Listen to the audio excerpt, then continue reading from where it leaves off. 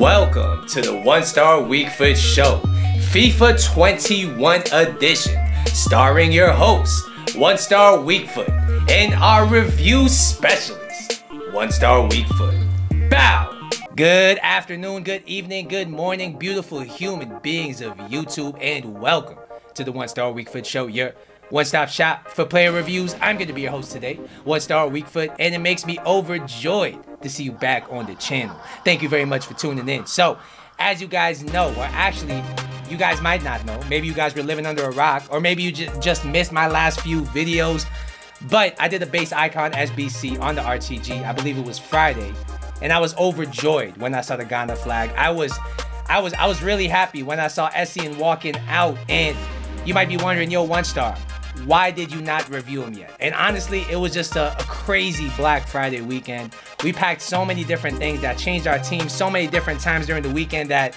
I actually didn't get a chance to review this Essien card. But today, I'm going to be giving you a very in-depth review on him. I did try him for an entire weekend league. I have tried him in about 5 to 10 division rivals games. So I have a very good idea of how this Essien card plays. So guys, shall we? Let's take a look at the card. He's 5'10". He has high work rates. He's right-footed with a 3-star combination, as you guys see here. I've played 38 games with him, all of them in Division 2 and in the Weekend League, and I have 2 goals and 6 assists. Before we go any further, if you're enjoying the content, if you want more content like this, do me a favor, hit the like button down below, and if you're new to the channel and you're enjoying the content, feel free to hit the subscribe button down below. I appreciate everybody that does that enjoys this video, or that just clicks on the video. All you guys, thank you very much. So, let's look closer at his in-game stats, and really, the appeal of this card is in his pace, 83 pace, his defending, 85 defending, and 87 physical. He's 5'10", so he's going to be the best of both worlds in that he's not going to be too small where he's going to get bullied by Ronaldo's and Mbappe's. At the same time, he's not going to be too big where he's going to get ran around by the Neymars, by the Mertens, by the Papu Gomez's of this world. But really the question here is he worth the money? He's a 1 million coin card. And when you compare him to Kanté, when you compare him to Inform Llorente, when you compare him to Road to the Finals Zakaria, how much more is he really contributing? I mean, I'm going to take a deep dive into that question when we jump into the gameplay. His other stats are pretty average. I mean, his dribbling is not amazing. 73 dribbling as the actual stat is not that great. 79 composure, once again, not that amazing. Passing-wise, he's going to do the job probably, but 63 curve as experienced by the Kanté card is not that great. Shooting wise, once again, not that amazing, but I do suspect if you get him in the box from a good angle, he will be able to finish. So, without further ado, we're going to jump into the gameplay. I'm going to take you over to our review specialist in the studios, One Star Weakfoot. Take it away. Thanks, One Star. So, as I mentioned earlier, this Essien card is going to be costing you 1 million coins on the PS4 market. Is he worth it? I would have to say, in my opinion, he's not quite worth it. There are a lot of alternatives that will bring similar things to your squad. Is he a great card though? He is. We're going to break down the stats. So, first we're going to talk about his pace. He has 83 pace, and honestly, his pace is amazing. He is able to track up and down the pitch very effectively. And when comparing him to somebody like Kanté, what does separate him from Kanté, or one of the things that separates him from Kanté, is that added pace. He's able to track back very well. And being that he has high work rates, he covers a lot of ground up and down the pitch. Overall, this guy's pace is a 9 out of 10. As far as CDMs go, he is absolutely elite. Next, we'll talk about shooting, and honestly, this is not the card I tested his shooting that much. Like, I did not test his shooting that much. You don't want him really in front of goal, but the few times I did, he had a decent finish, all right? If you get it from a good angle, a sitter, or maybe a near post angle where the keeper moved the other way, he won't let you down. That being said, if he's in the box and there's another one of your players in the box, I think you should pass with him to the other player.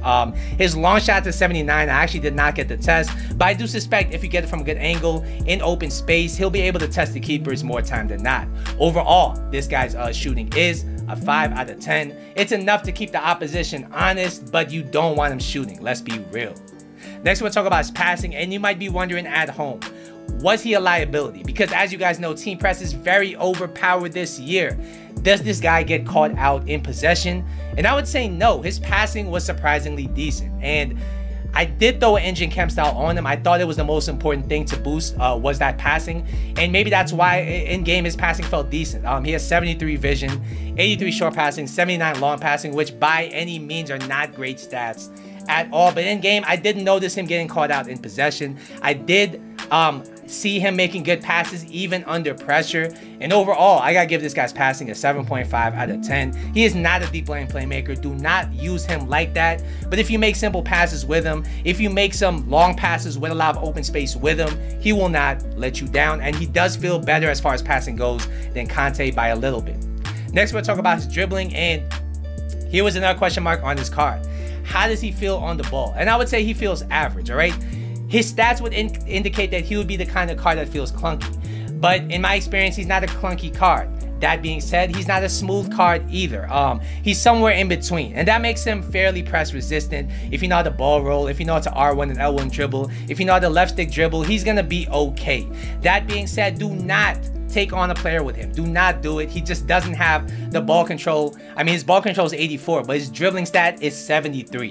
He doesn't have that dribbling to really take players on, in tight spaces. And as long as you know his limitations, he'll be fine. Overall, this guy's dribbling is a 7 out of 10. It gets the job done, but you don't want him to be taking players on.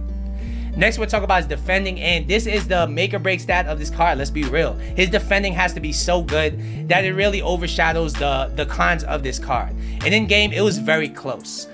His defensive impact was unquestionable. His standing tackle at 86 felt much better in game. It felt like it was in the 90s, and it doesn't really make sense because I didn't throw a defensive chem style on him at all. I think it's just a combination of his body type, his stand tackling stat at 86, his strength at 87, his aggression at 85, and that's what separates him from somebody like a Llorente, like a Kanté. He feels so much stronger, so much more aggressive going into a challenge, and his 50-50s are more like 80-20s in his favor. He gets most of those balls. His interceptions are, of course, brilliant. He breaks up play very effectively, and his defensive awareness ensures he's always in great positions. Overall, this guy's defending is a 9.75 out of 10. As far as CDMs go, he feels like a souped up Kanté. And next, we're going to talk about his physical.